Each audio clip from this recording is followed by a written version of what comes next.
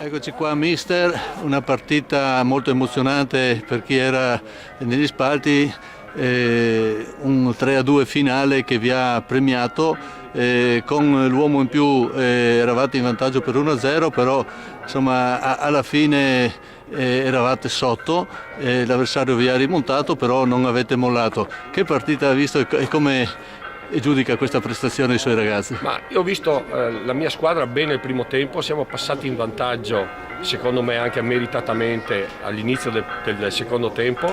L'espulsione, come dice lei e come tante volte succede nel calcio, i nostri si sono un po' fermati mentre gli altri da quel punto di vista sono ripartiti a 1000.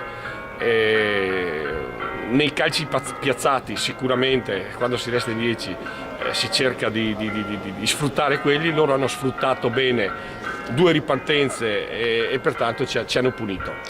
Però il plauso che bisogna fare alla squadra è che comunque sul 2-1 si sono tirati sulle maniche e abbiamo visto che insomma con 2 cambi un po' azzeccati e tutto alla fine siamo riusciti a portarla a casa in porto la partita, bene o male, penso anche alla fine meritatamente, dopo visto anche il primo tempo sinceramente. Il primo tempo è stata una squadra solo in campo, abbiamo avuto non tantissime occasioni, però come gioco, come tutto insomma siamo stati superiori secondo me. Sì, prima il suo collega diceva che loro comunque avevano anche qualche problema di formazione in quanto avevano alcuni titolari fuori, però diceva che anche voi forse qualche defezione l'avevate in questo senso? Sì, anche a noi ci mettevano 4-5 giocatori, ma comunque come ha visto anche lei, quando si va in campo in 11, non è che quelli che mancano, pertanto da quel punto di vista hanno fatto tutti bene. Comunque noi abbiamo una rosa di 25, infatti eravamo in 15 oggi, di solito siamo in 20 in panchina,